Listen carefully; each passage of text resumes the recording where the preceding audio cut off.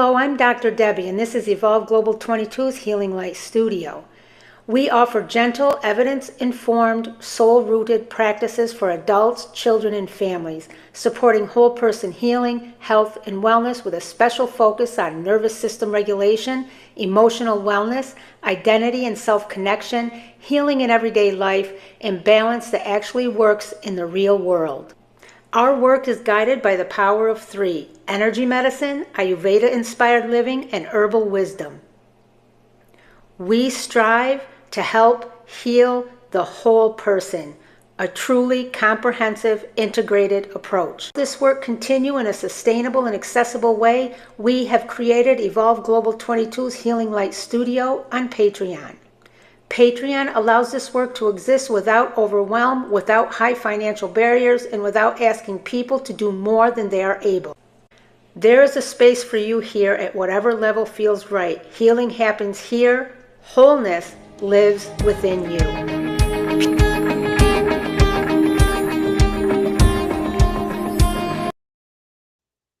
Hello, everybody. This is Dr. Debbie with Evolve Global 22's Healing Light Studio.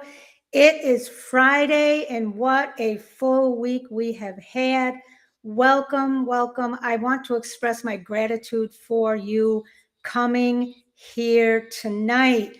Welcome back to the Healing Circle as we arrive together tonight.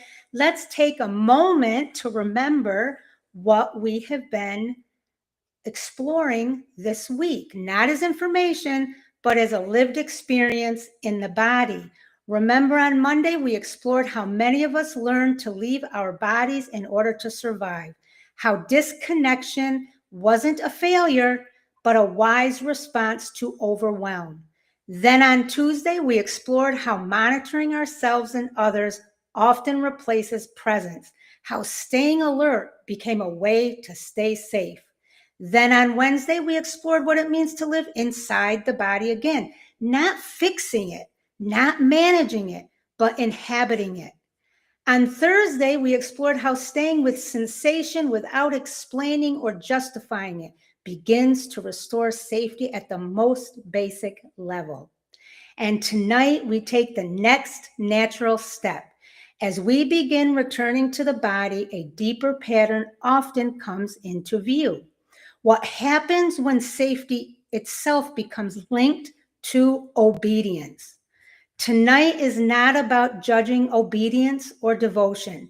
It's about understanding what the body learned in order to feel safe, and how safety can gently be reconnected to choice, trust, and presence.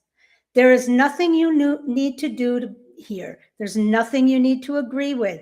Just notice what it is like to be here.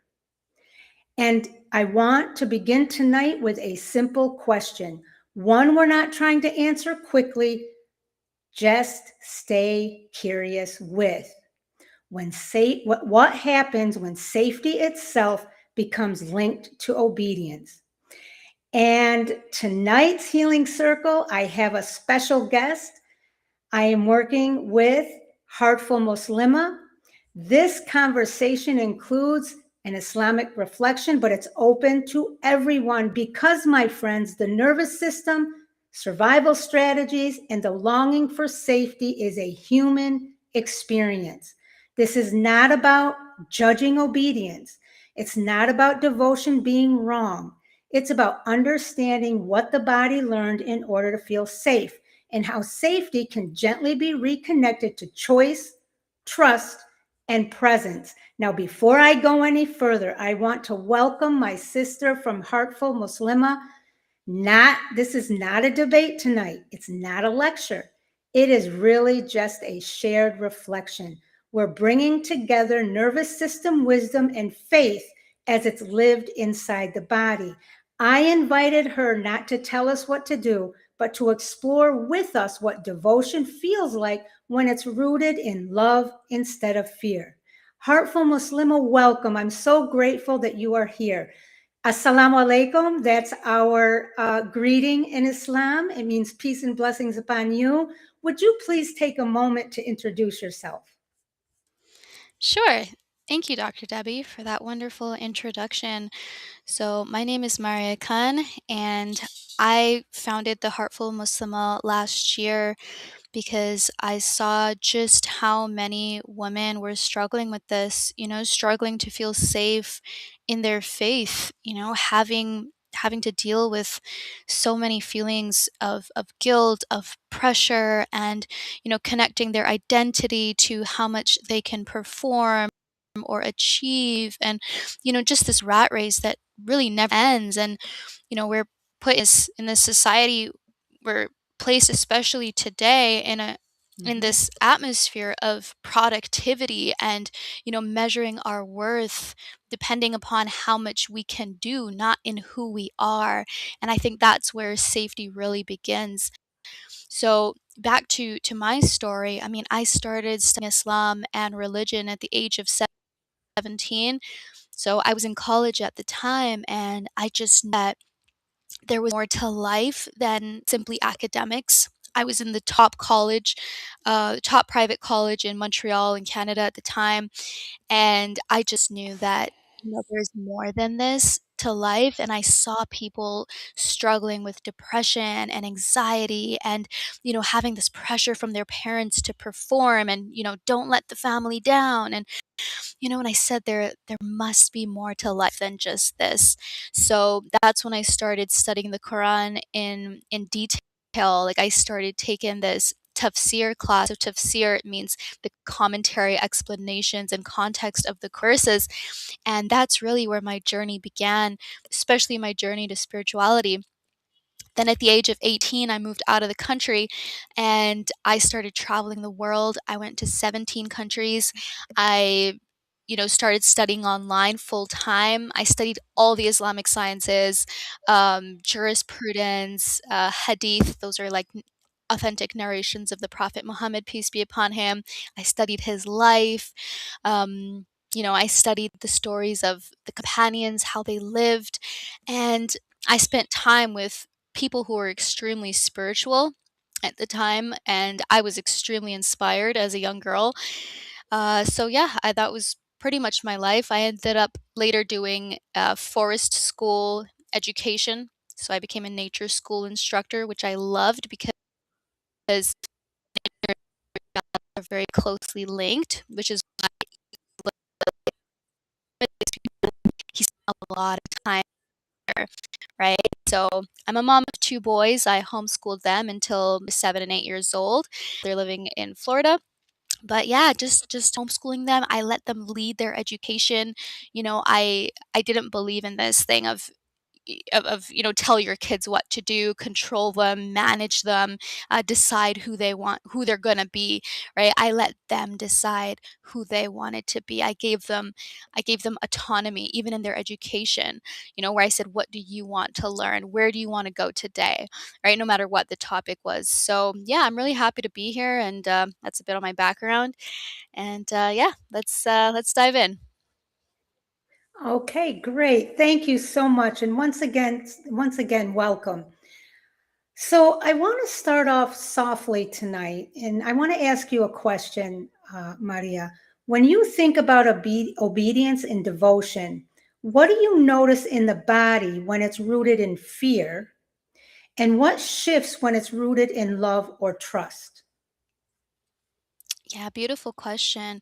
I'm coaching women now, actually, some women who are struggling in their spirituality, struggling in their sense of self-worth, struggling with people pleasing, and I help them develop healthier relationships, not only to other people, but healthier relationships to God.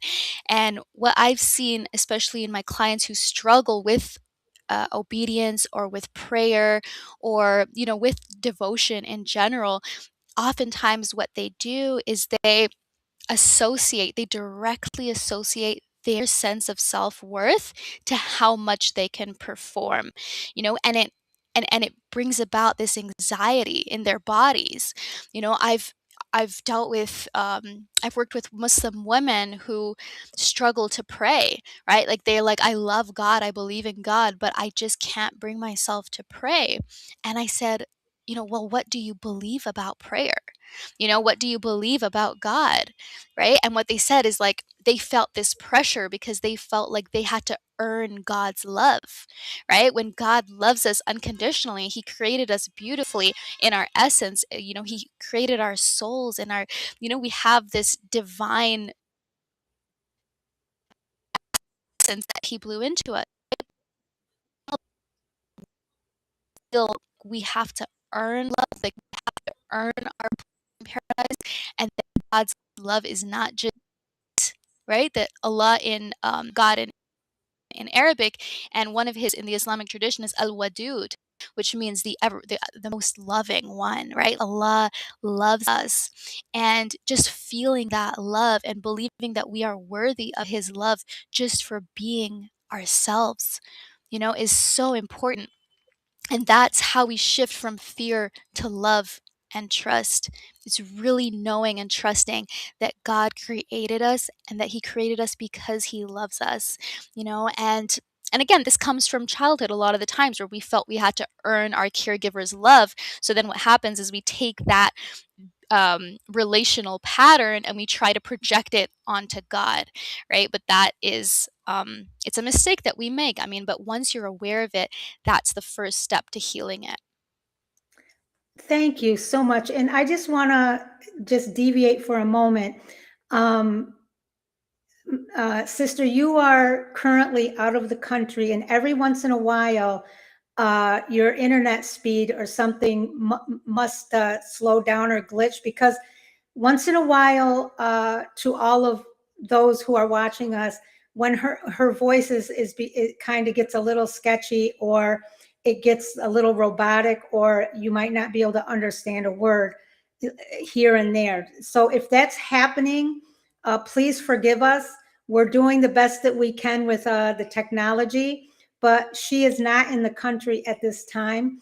So far, it hasn't been really bad, and so far it's a word here and there, and you can still get the complete meaning from what you're saying. So I just wanted you to be aware of that, Maria. So Thank you. just in case, and to the audience, bear with us. This is the first time we're doing this, so just bear with us. So now back to our topic. You made such excellent points, regarding fear and how people see God and think that, His love is conditioned upon certain things, etc. And, I'm reminded, because I was not always Muslim, and at one point in my life, I was very involved in the church. And then, being an American, there's parts of our country where evangelical Christians, which are very, fire and brimstone kind of thing, going on, where it's present, religion oftentimes is presented in a way that creates fear. And then I lived in the Arab world. Now, this was after I reverted to Islam. I lived in the Arab world for several years, and I've been back and forth between the Arab world and here many times. I know the culture, particularly the Egyptian culture, very, very well. And there's kind of like the same idea that, children are raised, or people are taught to believe, not in all, whether we're talking about evangelical Christian, or we're talking about Islam in the Arab world, or whatever. Of course, I don't mean all people, but there's a strong presence of teaching religion through fear of God, so that you do the right things. And I can tell you, it doesn't matter if you're talking about Christianity, or you're talking about Islam, or you're talking about the West or overseas, when religion is posed from a position of fear, it's not very successful. It's not very successfully implemented, oftentimes, for many, many people in their daily lives. And, a lot of things are hidden. A lot of things are not practiced. People give up. So there's a lot to this. Thank you for making those wonderful points. So let's turn this a little bit I want to talk a little bit about the nervous system and how the nervous system can learn obedience as safety. And one thing that we talk about a lot at Evolve Global 22 is that when safety feels uncertain emotionally, physically, or even spiritually, the nervous system looks for patterns, patterns that reduce threat. So if at some point obedience or compliance reduced conflict, prevented punishment, or preserved connection, the body, my friends, remembers. Now, as a belief, as a bodily, it doesn't remember it as a belief, it remembers it as a bodily memory. And that's why obedience can actually feel calming at first, because threat responses turn down, they go down. But over time, tension can build, resentment builds, or the body can collapse. When obedience reduces danger, the body learns to repeat it. And in repeating it in this way and thinking this way, the tension continues to build. And of course, there are outcomes that we don't desire. So I want to just pause for a minute, because this this doesn't live in theory; it lives in our daily life. So, where do you see obedience becoming linked to safety, especially for women navigating faith, family, and belonging, Maria? Yeah, I think this starts when we are young. You know, a lot of the patterns that we have, a lot of the beliefs that we have, a lot of our neurological and nervous system wiring starts from a very tender age, right? And from early life experiences. And so what happens is when we are not given the privilege of being authentic, and this could look like being punished for expressing ourselves as children, right? Being punished, or having our parents disappointed in us if we are expressing our needs or concerns, right? Saying, oh, I know better, like, shut your mouth, this is what we're doing, whether you like it or not. This is when we learn to shrink ourselves, right? We learn that I'm not safe when I speak up. I'm only safe when I listen and obey, right? So Mm-hmm. this is really where it starts. It could be with our caregivers growing up. It could be in a relationship that we had early on in our lives, right? For those of us who had a romantic relationship, maybe in our teens, and that's how we were treated, right? We learned that being myself is not okay, that I must conform to whatever is told to me. Mm-hmm. Otherwise, I'm going to be shamed, punished, put down, maybe even excommunicated, right? I've seen women be excommunicated from their communities for being themselves and for even just asking questions about the status quo. Why do we do this, right? Mm-hmm. Why do we pray? Why are we doing these things? And then they're shunned and put down and shamed for just asking questions, and just this natural curiosity that we all have. And it's really sad, because then we start to lose our identity without realizing it, and then wonder why we're struggling with anxiety and depression later on in life. Very, very, very important points. Just an add on here. How do you think that manifests into relationships, spousal relationships, for example? Because as women, I mean, and men, I suppose, uh, I mean, there's a certain progression to life, right? Most of us want to grow up and we want to get married and live happily ever after. Now, I'm being a little Yeah, facetious exactly. here, but what does this do to relationships, especially when you're talking about, marital relationships, spousal relationships? Um, any insight to Yeah. that?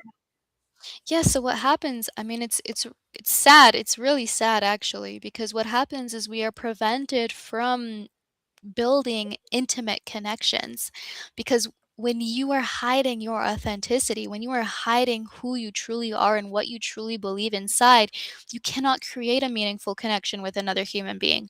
I've seen people, they're living with somebody for 10 plus years, and they never showed them who they truly are.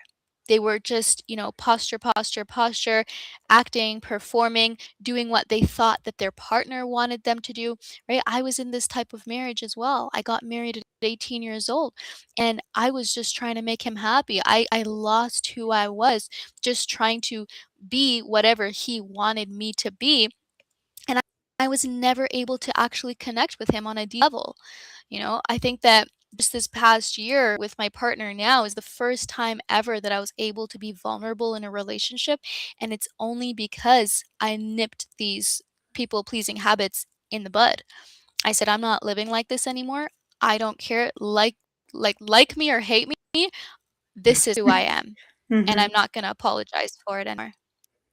Thank you. Thank you. Something that comes to mind is when being good can activate what is known as fawn or freeze.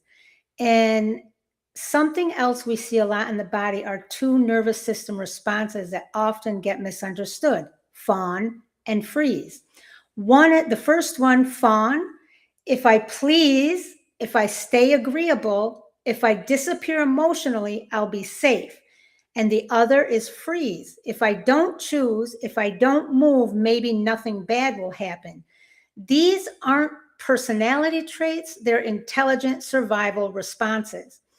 Now, fawn can feel like a tight chest, shallow breathing, a busy mind. Freeze can feel heavy, foggy, or low energy. What's happening here, my friends, is your nervous system learned that being good, your nervous system learned that as protection. So, Maria, based upon what you just said previously and what I just highlighted here about fawn and freeze, how do you see being good slowly turning into pressure or fear in faith centered lives? Because I really do believe, I've come to believe based upon my experience, observations, and all the sorts of things that I've come across throughout my many years of being alive. I think that in some religious um, circles, this is a huge challenge. And I don't know, what do you think? Yeah, I think it's extremely dangerous to put these types of identities on ourselves and even others, and even our children, especially being like, oh, you're a good boy, or oh, you're a good girl, right? Because what does that even mean? Oftentimes, what that identity comes with, what it actually means, is that you listen to what you're told, right? That, oh, you do as I Yeah. say. That's what makes you good. And so I like, personally with my children, I never used that. I never said, "Oh, you're such a good boy," ever, ever. I'm like, "Because you are you, and that is enough. You're not a good boy, you are yourself. And I love you because you're you. You don't have to listen to everything I say. You can question me. You can question God. Like, my kids questioned God all the time, saying, like, how do we know he exists? We can't see him, right? And I let them. I embraced those questions. In fact, like, they got rewarded for asking questions like that because I said, I want you to be a critical thinker. I don't want you to follow like a sheep. I said, you are a human being and you have been given your intellect for a reason. And Allah, God in the Quran asks us so many times, reflect, ask questions, right? Be curious, be yourself, and that is wired because when we are again, back to the question, right? How can being good turn into pressure? Well, yeah, because we have to act the part, right? And Mhm. anytime that you're Yeah, acting anything, you're not being yourself. Yeah. And so, how can you create a meaningful relationship with God when you are not even? absolutely, absolutely. And really what this boils down to is fear-based obedience disconnects us from choice. Because we're disconnected from our creator, we're disconnected from ourselves, we're disconnected from the universe, like we're just completely disconnected as a result of this way of thinking, right? So when obedience is rooted in fear, something subtle happens inside. Desires start to feel unsafe, intuition feels suspicious, Choice feels dangerous. So when someone asks, what do you want? The body might tighten or freeze or defer. The loss of agency often shows up as anxiety, collapse, or chronic self-doubt. It's not surprising that if you lose your identity, you lose who you are, or you don't know who you are, that this happens. And so many people are struggling with this, no matter what faith they may be, no matter if they're not of any faith. Because of this, the obedience and in coming at it from the perspective that you have to be a performer and etc. So yeah, fear-based obedience trades choice for safety. So another question, another thought here, Maria. What do you notice makes choosing feel so scary for people, especially in spiritual spaces? Yeah, I think it's a lack of self-trust. So, in order to go against what you're being told, you need to have a level of self-trust. You have to believe your own judgment. So, again, when we are wired to believe that, this person or my parent or my spouse knows better than me, or their judgment is better than mine, then we learn really quickly to ignore that little voice inside our head that's telling us what we have to do. We learn to self erase, we learn to self abandon because we're like, no, no, no, they know better than me.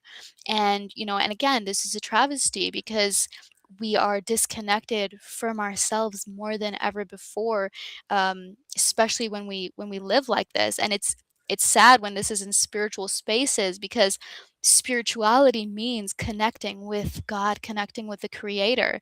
But again, we can't do this when we can't even make a choice for ourselves, right? Because connecting with God is a choice. We need a sense of agency, and guilt and shame are huge obstacles in spirituality. People think that if they have shame that they have humility, but shame and humility are fundamentally different, right? Shame is when you're beating yourself up, beating yourself down for making mistakes, and humility is when you're like, God, I surrender this to you.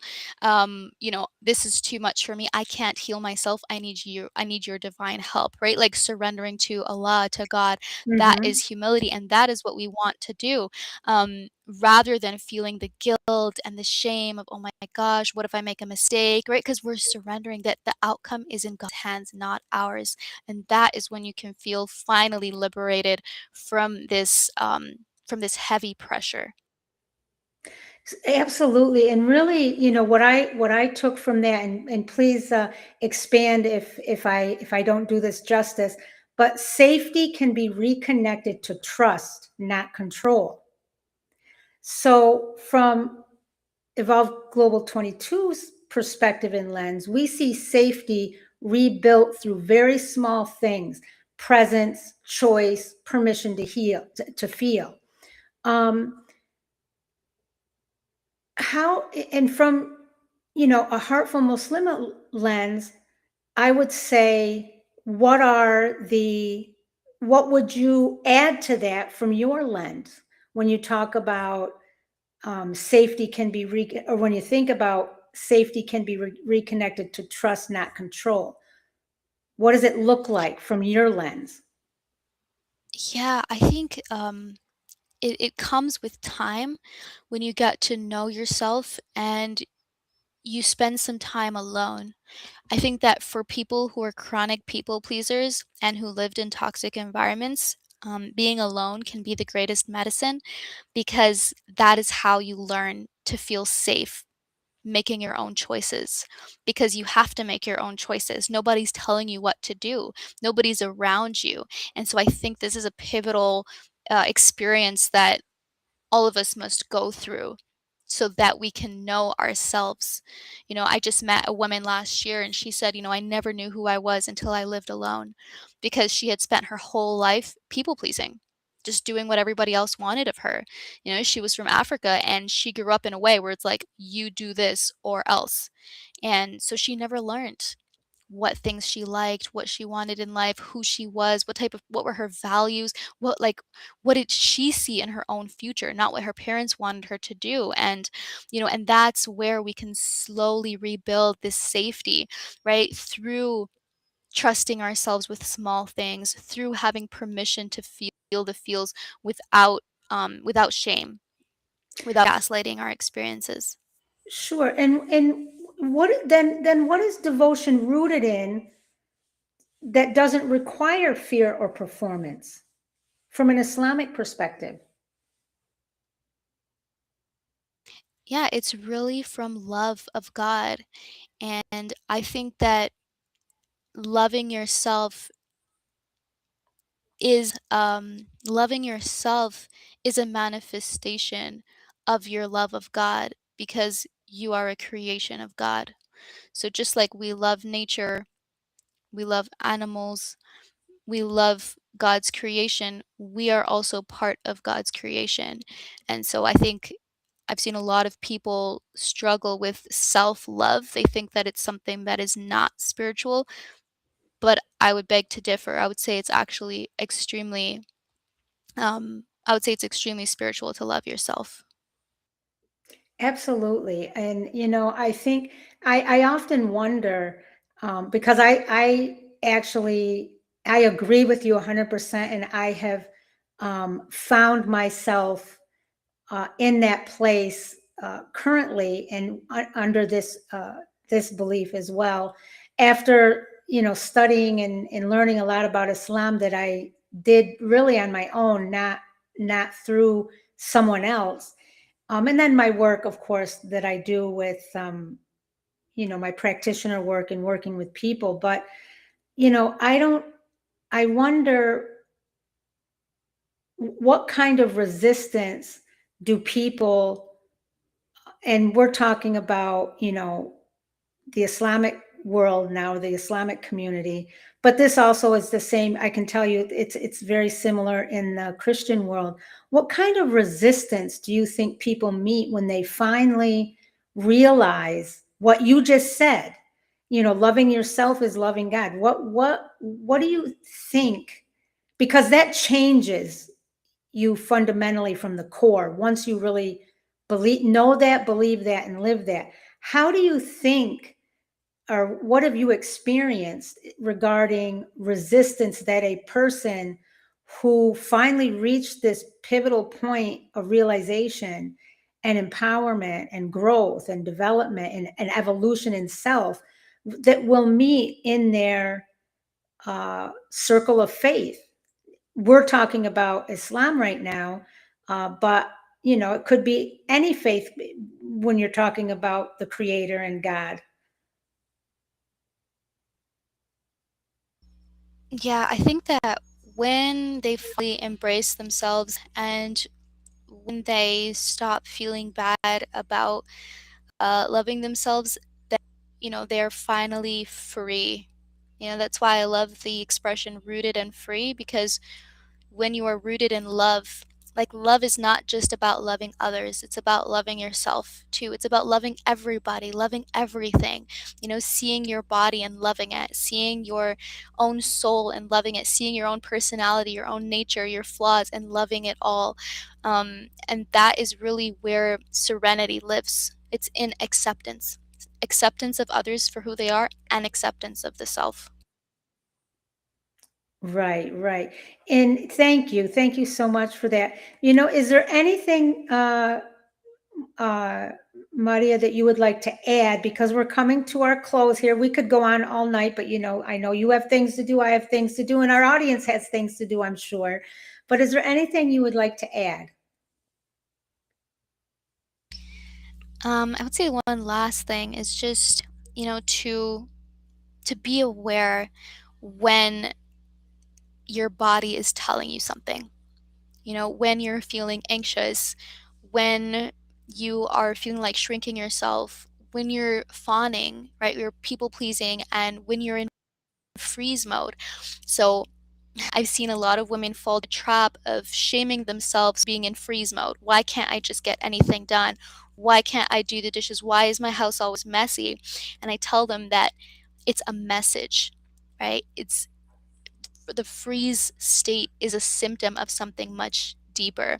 And it oftentimes roots from feelings of lack or feeling like you're not enough as you are, and so healing the beliefs that you have will heal your life.